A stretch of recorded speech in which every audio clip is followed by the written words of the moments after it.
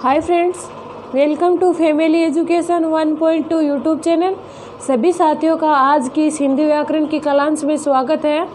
दोस्तों, आज का जो हमारा टॉपिक है वो है कि काल के आधार पर क्रिया कितने प्रकार की होती है। तो दोस्तों, आज हम काल के आधार पर क्रिया टॉपिक का अध्ययन करेंगे।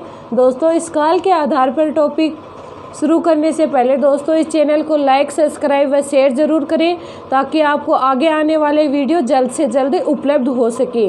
तो चलिए दोस्तों, शुरुआत करते हैं। आज का जो हमारा टॉपिक है काल के आधार पर क्रिया के प्रकार। तो चलिए दोस्तों देखते हैं काल के आधार पर क्रिया के प्रकार और उसकी परिभाषा। काल के आधार पर क्रिया के प्रकार देखिए, जिस काल में क्रिया संपन्न होती है उसी के अनुसार क्रिया के 3 भेद होते हैं। यानी कि जिस काल में क्रिया संपन्न होती है उसी के आधार पर क्रिया के 3 प्रकार बताए हैं। कोई भी यानी काल हमारे 3 प्रकार के होते हैं। फर्स्ट है भूतकालिक क्रिया, सेकंड है वर्तमान कालिक क्रिया, थर्ड है भविष्यकालिक क्रिया। यानी क्रिया 3 प्रकार की होती है काल के आधार पर। यानी जिस काल में क्रिया संपन्न हुई हो उसके आधार पर क्रिया 3 प्रकार की है। फर्स्ट है हमारी भूतकालिक क्रिया, सेकंड है वर्तमान कालिक क्रिया, थर्ड है भविष्यकालिक क्रिया। यानी क्रिया 3 प्रकार की होती है। ओके, उसके नाम मैंने आपको बता दिए हैं। फर्स्ट है हमारा क्रिया का प्रकार वो है भूतकालिक क्रिया। यानी भूतकालीन, भूत का मतलब क्या होता है दोस्तों? बीता हुआ कल। भूत का मतलब पीछे, भूत शब्द से पता चल गया होगा आपको, यानी पीछे का जो हमारा बीता हुआ समय था वो भूतकालिक क्रिया में आता है। तो देखिए दोस्तों इसकी परिभाषा, क्रिया का वह रूप जिसके द्वारा बीते समय कार्य के संपन्न होने का बोध या फिर ज्ञान होता हो उसे भूतकालिक क्रिया कहते हैं। यानी जिस क्रिया में क्रिया का वह रूप जिसके द्वारा बीते समय का बोध या ज्ञान होता हो उसे ही भूतकालिक क्रिया कहते हैं। कोई भी हो, जैसे प्राचीन समय में राजा महाराजा होते थे, वो प्राचीन समय में होते थे, अब नहीं है। इसीलिए जैसे देखिए, क्रिया का वह रूप जिसके द्वारा बीते समय में कार्य के संपन्न होने का बोध होता हो उसे भूतकालिक क्रिया कहते हैं। क्रिया का वह रूप जिसके द्वारा बीते गए समय या फिर कार्य संपन्न होने का बोध होता हो उसे भूतकालिक क्रिया कहते हैं। यानी पीछे का बीता हुआ समय जो हमारा क्रिया में उस समय का बोध होता हो, यानी उस कार्य संपन्न होने का बोध होता हो अर्थात ज्ञान प्राप्त होता हो, उसे हम क्या कहेंगे? भूतकालिक क्रिया। तो इसका जो उदाहरण है वो देखिए दोस्तों, जैसे वह विदेश चला गया। यानी वह विदेश चला गया, कब गया हमें पता नहीं, पीछे गया, भूतकालीन यानी पीछे के समय में गया वो। यानी वह विदेश चला गया, वह विदेश गया, वह विदेश गया, चला गया। विदेश गया तो हो गया वर्तमान, यानी अब गया है। चला गया इसका मतलब पीछे, यानी पीछे चला गया। ठीक है दोस्तों, दूसरा जो हमारा वो देखिए, सीता ने मधुर गीत गाया। सीता ने मधुर गीत गाया। बिल्कुल सीता ने गीत गाया, लेकिन कब गाया? बहुत पुराने समय पहले सीता ने गीत गाया। ठीक है, ये भी भूतकालीन क्रिया का वाक्य माना जाएगा। क्यों? कि ये पीछे यानी पीछे का जो वक्त था उसमें किया गया। सीता ने मधुर गीत गाया, वो पीछे के पलों में गाया, वो समय बीत चुका है। इसीलिए ये जो उदाहरण है ये भी भूतकालीन क्रिया का उदाहरण माना जाएगा। ओके दोस्तों, दूसरा जो है हमारा वो है वर्तमान कालिक क्रिया। यानी वर्तमान का अर्थ होता है अब जो समय चल रहा फिलहाल वो होता है, वो वर्तमान समय।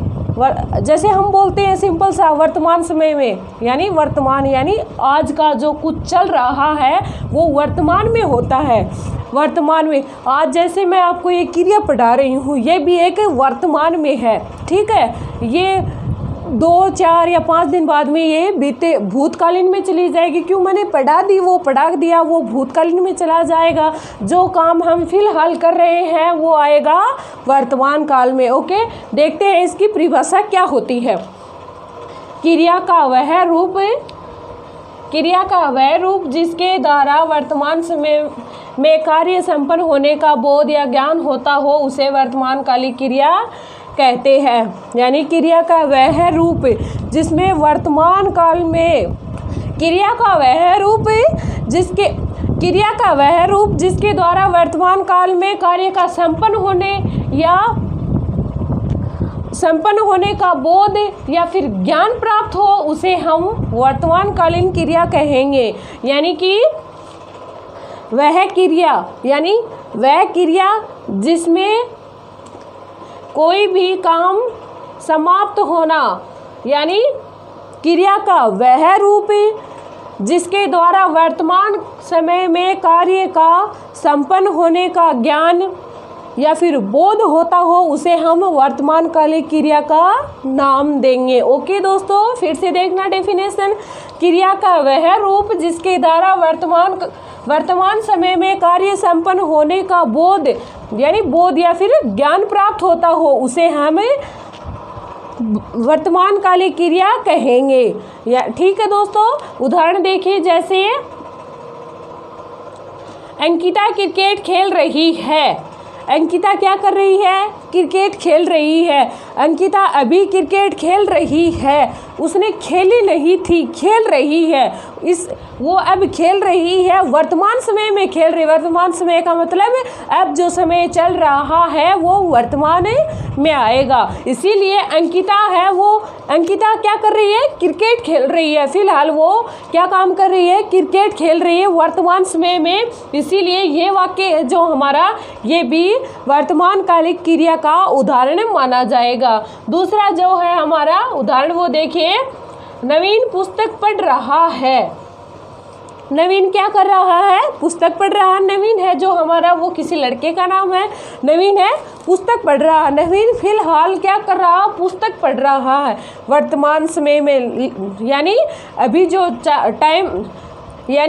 जो टाइम चल रहा है उसमें नवीन पुस्तक पढ़ रहा। आज का यानी अब का जो समय है उसमें नवीन पुस्तक पढ़ रहा है। नवीन पुस्तक किस काल में पढ़ रहा? वर्तमान कालीन।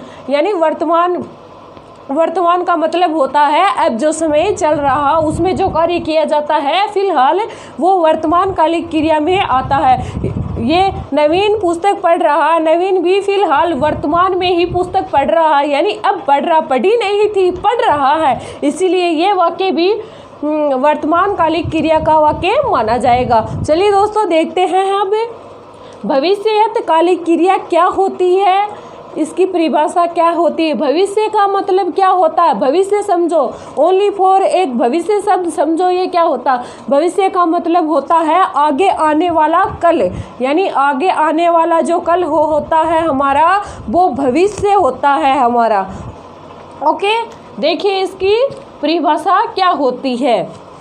क्रिया का वह रूप जिसके द्वारा आने वाले समय में कार्य के संपन्न होने का बोध होता हो उसे भविष्यत कालिक क्रिया कहते हैं। यानी क्रिया का वह रूप जिसमें आने वाले समय में कार्य का संपन्न होने का बोध होता हो उसे हम कौन सी क्रिया का नाम देंगे?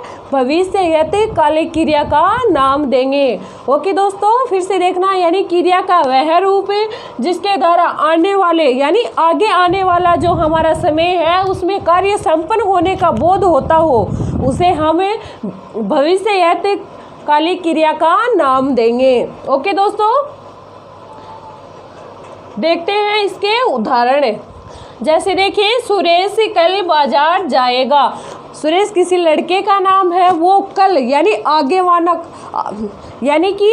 आने वाला कल आएगा। उसमें सुरेश है जो हमारा वो बाजार जाएगा। यानी सुरेश है वो कल बाजार जाएगा। आज तो है यानी आज जो हम कार्य करेंगे वो वर्तमान में, लेकिन वो तो कल जाएगा। कल का जो समय है आगे का वो हमारा भविष्यकालीन क्रिया में आता है। सुरेश है वो कल जाएगा, यानी कल का मतलब आगे आने वाला समय, आगे आने वाले शब्द में सुरेश बाजार जाएगा, इसीलिए ये भविष्यकालीन क्रिया का उदाहरण माना जाएगा।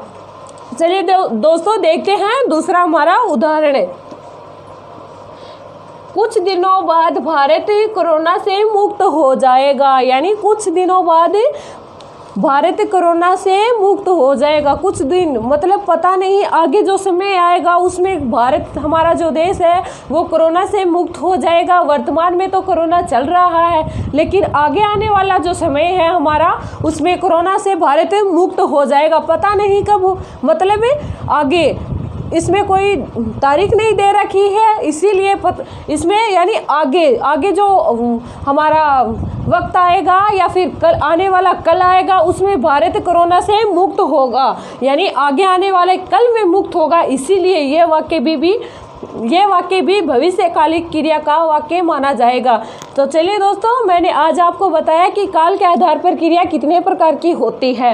यानी काल के आधार पर मैंने क्रिया आपको 3 प्रकार की बताई, भूतकालिक क्रिया और वर्तमानकालिक क्रिया, भविष्यकालिक क्रिया। इसकी तीनों की डेफिनेशन बताई और इसके उदाहरण सहित मैंने आपको समझाया। दोस्तों इस वीडियो को ध्यान से देखकर बताइए कमेंट में आपको ये वीडियो कैसा लगे। तो चलिए दोस्तों, आज के लिए इतना ही काफ़ी। Okay bye. अगर इस वीडियो को कोई नया स्टूडेंट देख रहा है तो इस चैनल को लाइक सब्सक्राइब ज़रूर करें। ओके।